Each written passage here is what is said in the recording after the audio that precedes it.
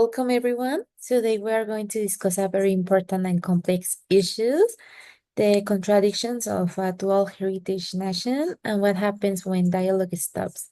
Since the 1994 uprising led by the Zapatista National Liberation Army in Chiapas, it has become increasingly clear that the relationship between the Mexican state and indigenous communities is marked by deep inequality, exclusion, and fully promises.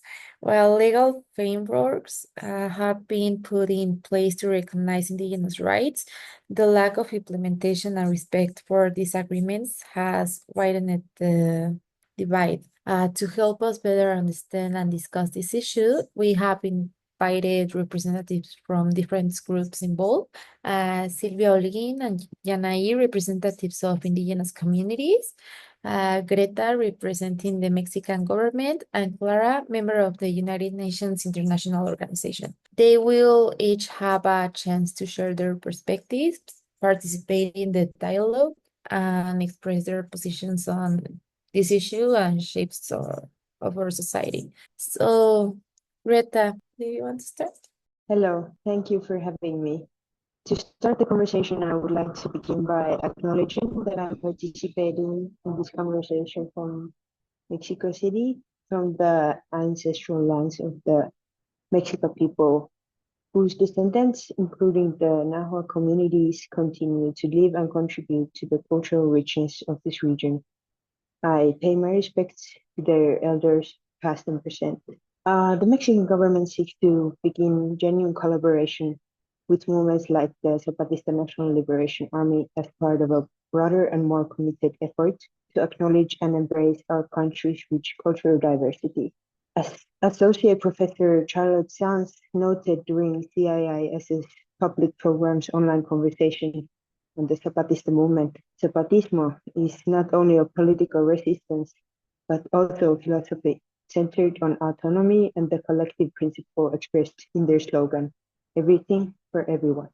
As a government representative, I believe we have much to learn from this approach from the communities that embody it. We have taken steps to recognize indigenous rights, such as the 2001 constitutional reform. However, our past efforts have not been fully reflected in action or a better position for the indigenous peoples in our dual heritage society. I would like to acknowledge some of the past mistakes we have made in order for us to learn from them and not make the same mistakes twice in our core efforts to form a thriving society.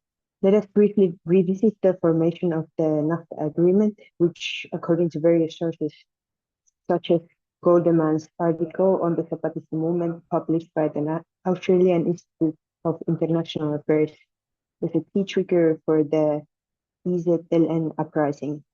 While NAFTA marked a revolutionary step in economic cooperation between North American states, it ultimately served the interests of a few rather than all. With the agreement, we prioritized neoliberal goals and transitional corporate interests while neglecting the voices and livelihoods, human and cultural rights of marginalized communities, particularly indigenous peoples in southern Mexico. We deepened existing inequalities and triggered justified resistance. If we as the government had included indigenous voices in the decision-making process, the agreement could have been shaped to protect communal land rights, cultural autonomy, and economic sustainability for all. A more inclusive approach could have fostered a stronger, more equitable society with a mutual respect and shared benefits. Okay, so thank you very much for your contribution. Your reflection brings forward the historical and structural factors that have contributed to the exclusion of indigenous communities. Recognizing past mistakes and embracing dialogue is indeed a first step. And now let us hear from Sylvia and Yanai, who are the voice of the communities more affected in this issue. Hi, thank you for having us today to address this problem that has affected our communities for many years. I truly hope this dialogue opens a real path towards solutions and action. While the government claims to recognize our rights, it has failed to implement real change. The San Andres agreements were ignored, and many indigenous communities still live in extreme poverty.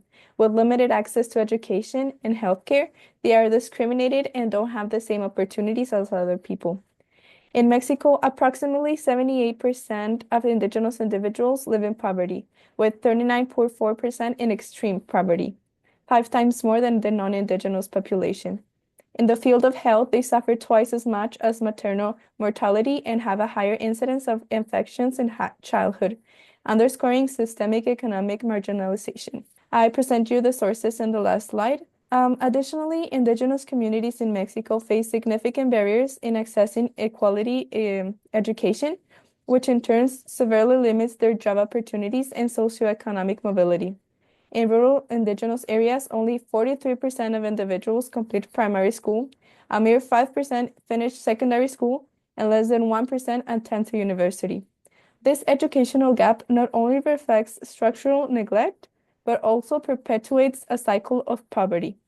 Without access to higher education or vocational training, indigenous individuals often find themselves excluded from formal labor markets or have low-paying, unstable jobs. Even when they do participate, they encounter discrimination and limited upward mobility, that is inequality.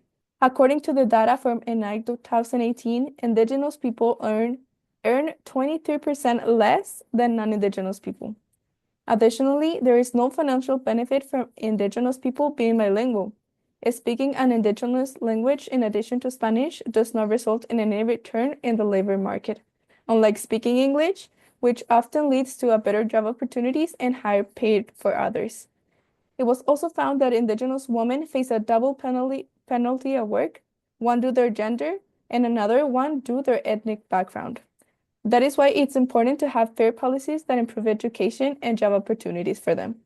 Thank you, Sylvia, for highlighting these critical issues. I want to add that beyond the statistics, there is a deep cultural loss that indigenous communities continue to experience. Many of our traditions, languages, and ways of life are being erased due to a lack of institutional support and economic pressure, forcing younger generations to assimilate into mainstream society. For example, indigenous languages are disappearing at an alarming rate. Out of the 68 recognized indigenous languages in Mexico, many are at risk of extinction. This is not just a linguistic loss, it is the loss of an entire worldview, a way of understanding the world that has been passed down through generations. When we lose a language, we lose our history, our connection to the land, and our identity. Additionally, many indigenous territories face environmental destruction due to extractive industries. Large corporations, often with government backing, exploit our lands for mining, logging, and agriculture without consulting our communities. This violates the principle of free, prior, and informed consent, as established by the United Nations Declaration on the Rights of Indigenous People.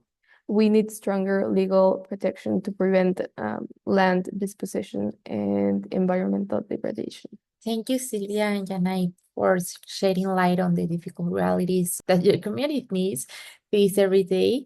Poverty, discrimination, injustice. Your points provide crucial context to the discussion and help us remember that statistics reflect real lives, families, and futures. And now we are going with Clara, a representative from the UN International Organization. She has years of experience in intercultural dialogue and would like to share some points. Thank you for having me. From my expertise and the information provided from Sylvia and Hanai, who lived this problem firsthand, it is very eye-opening, and I hope for the whole society to understand the struggle indigenous people live in Mexico, and we need to do something to address it.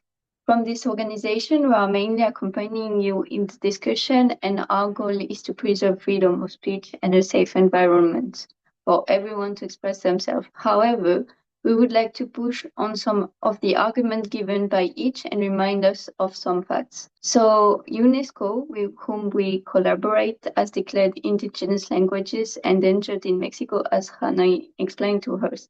Out of the 23 million indigenous people, only 7 million still speak their native language.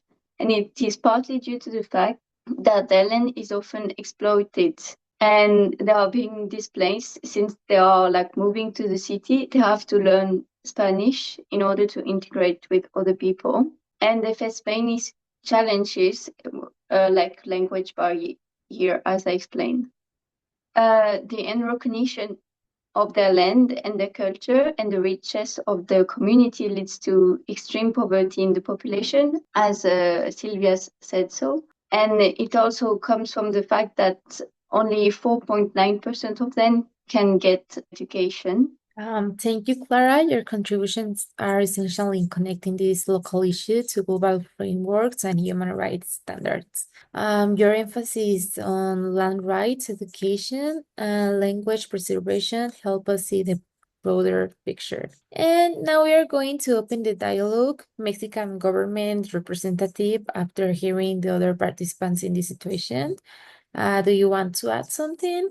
Yes, thank you for all of your words. The figures about the positions of indigenous peoples of Mexico are deeply alarming and reflect the hundreds of years of marginalization of these groups. To end the persistent pressure of cultural assimilation, we need to start working towards true dialogue-based decision making. We need to make peace with the fact that forming society based on equity between cultures requires the decentralization of governance and power, and that this is not an inherently challenging way of constructing society. For example, by establishing permanent intercultural councils at federal and regional levels with decision making, not just consultative power. We could form agreements that secure all of our human rights, but allow equal room for collective cultural rights. This would ensure that all citizens have the freedom to choose a meaningful way of life.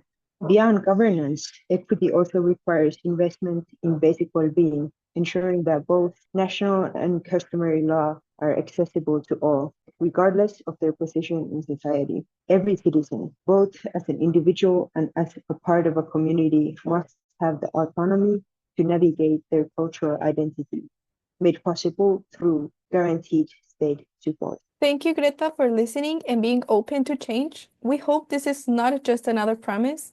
My proposal is that all agreements signed between the government and indigenous communities must be respected and implemented with clear timelines and accountability.